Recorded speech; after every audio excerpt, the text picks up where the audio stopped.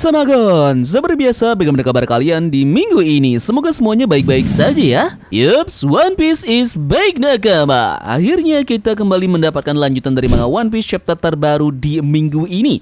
Tentu kali ini bocoran sudah terkonfirmasi langsung oleh pihak terpercaya yakni PUPS dan juga Words Game Forum. Sebelumnya, Tamagon mengingatkan lagi pada chapter lalu, akhirnya permainan para anggota Kesatria Suci pun dimulai dengan mengajak anak-anak raksasa ini menuju ke tempat yang sudah mereka sediakan dengan menculik mereka. Gunko pun terlihat sudah bisa untuk mengalahkan semua kru bajak laut topi jerami yang berada di kapal kolon dan berhasil menculik anak Gaban tersebut. Dan puncak momennya pada chapter lalu pun memperlihatkan Gaban dan juga Robin akhirnya bergerak menjadi garda terdepan dalam memulai perlawanan untuk melawan Kesatria Suci dengan langsung menuju ke arah dari mereka berada. Jadi bagaimanakah kelanjutan ceritanya? Sebelum masuk ke dalam videonya seperti biasa ya, jangan lupa like dan share nanti jika kalian suka dengan pembahasan Tamagon kali ini. Jika sudah, terima kasih banyak dan bersiaplah nakama. Tarik jangkar dan mari kita berlayar.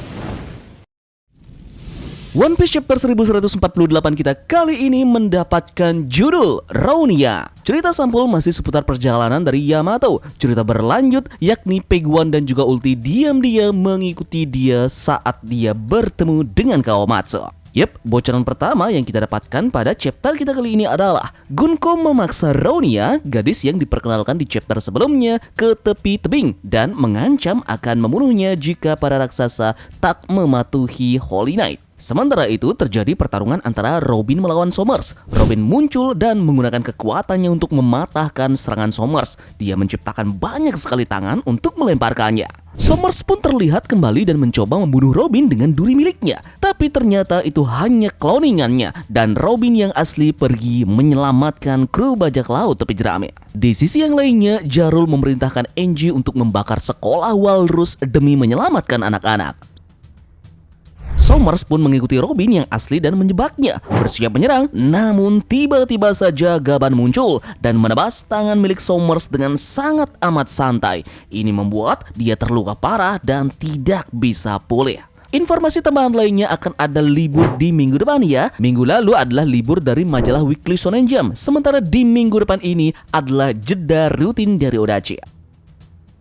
Yep, minggu ini kita kembali mendapatkan lanjutan ceritanya di mana ditebak bahwa Somers pasti akan berhadapan dengan Gaban dalam pertarungan di masa depan karena mereka sama-sama mempunyai hal yang bisa dibilang memiliki banyak kemiripan. Gaban menyebut dirinya menteri cinta yang tahu segalanya tentang cinta, sementara Somers percaya cinta adalah duri yang dapat diperas. Nah, Somers membuat begitu banyak referensi tentang cinta dan bahkan mengatakan bagian terbaik dari cinta adalah cinta antara orang tua dan juga anak. Yep, dan tanpa pengetahuan dari Somers ini, dia pun menangkap Kolon yang merupakan putra dari Skopper Gaban. Nah, di chapter ini pun menyebut bahwa kekuatan dari Gaban sukses untuk menebas tangan dari Somers dan membuat dia terluka parah dan tak bisa pulih alias beregenerasi ya.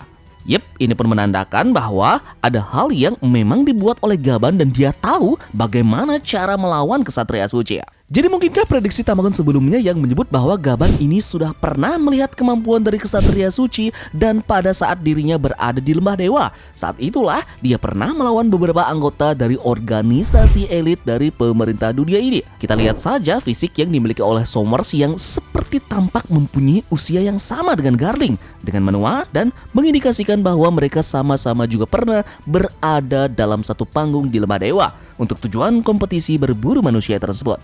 Nah, untuk kemampuan Gaban yang bisa untuk membuat satu Kesatria Suci ini luka parah, bisa jadi ini memang disebabkan oleh kemampuan Haki Raja yang dia miliki ya.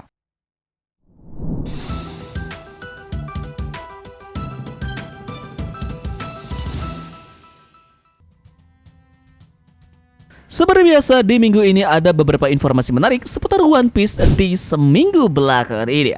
Gunko, salah satu anggota Holy Knight, mengaku bahwa ketakutan terbesarnya adalah Nika, yang dimana sosok Nika tersebut tidak lain adalah Luffy. Jika kemudian Kesatria Suci adalah kelompok dengan berbagai anggota yang sangat kuat, pertanyaannya adalah mengapa mereka menjauhi Luffy? Nah, kemungkinan alasan mengapa mereka takut terhadap Luffy bukanlah karena dia sosok adalah bajak laut yang berbahaya ataupun juga buah iblisnya. Lalu, apa yang menjadi ketakutan terbesar Kesatria Suci dari sosok Luffy? Jawabannya tidak lain adalah haki. Dalam arc Egghead kemarin, kita bisa melihat bagaimana Gear 5 dari Luffy mampu untuk menahan serangan dari Gorosei. Tetapi hal itu memang tidak cukup kuat juga untuk membuat mereka kalah, terlepas dari ada juga serangan yang bisa melukai mereka. Nah, di akhir pertempuran mereka, Emmet melepaskan kekuatan haki dari Joy Boy yang sangat amat dahsyat. Hal ini bukan hanya membuat para Gorosei kemudian terampas oleh kekuatan haki tersebut, namun mereka juga terkejut akan hal itu serta berhasil membuat Im sama kesal dan marah besar. Nah, jadi Luffy sendiri diketahui merupakan salah satu karakter dengan kemampuan haki yang sangat luar biasa dahsyat seperti yang sudah diperlihatkan sejauh ini. Para kesatria suci menyadari hal tersebut yang dimana inilah alasan mereka memutuskan untuk menjaga jarak dari Luffy atau tidak ingin terlalu dekat dengan karakternya. Mereka tentunya tak ingin mengulang kesalahan yang sama seperti yang dilakukan para Gorosei, dan dengan menggunakan kekuatan haki raja milik Luffy bisa saja membuat para kesatria suci ini akhirnya takluk. Manga One Piece karya Eiichiro Oda telah ada sejak tahun 1997 dan selama bertahun-tahun One Piece telah memberikan kenangan yang tak terhitung jumlahnya bagi para penggemarnya dan mengantongi beberapa nominasi dan juga penghargaan termasuk Guinness World Record. One Piece tak terhentikan karena baru-baru ini One Piece telah mengantongi rekor dunia Guinness lainnya. Nah, One Piece sekarang memegang rekor sebagai orang terbanyak yang mengenakan topi jerami selama pertemuan umum. Para pemeran live action berusaha memecahkan rekor selama Osaka Anime Expo dan para penggemar pun berhasil melakukannya. Baru-baru ini para pemain One Piece live action dari Netflix berkumpul di Osaka Anime Expo dalam sebuah panel.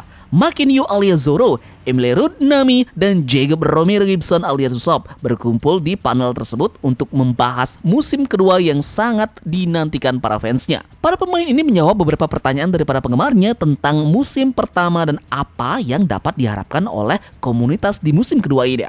Yang menariknya adalah para pemain berbakat mendorong para penggemarnya di panel tersebut untuk mengenakan topi jerami dengan harapan dapat memecahkan rekor dunia lainnya dan semuanya berjalan dengan lancar. Yup, ini tentu bukanlah rekor dunia pertama di bawah naungan One Piece. Sebelumnya, anime One Piece mengantongi rekor dunia untuk merilis DVD terbanyak.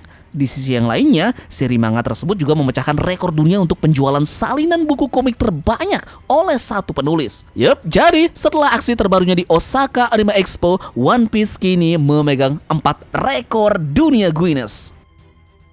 Oke, jadi sekian pembahasan Tamagon terkait dengan spoiler yang kita dapatkan hari ini beserta dengan beberapa informasi penting terkait One Piece di seminggu belakangan ini. Ingat, besok kita akan mendapatkan spoiler lengkapnya ya, jadi bunyikan lonceng notifikasinya. Terima kasih sudah menonton dan sekian dari Tamagon. Turunkan jangkar, mari kita berlabuh.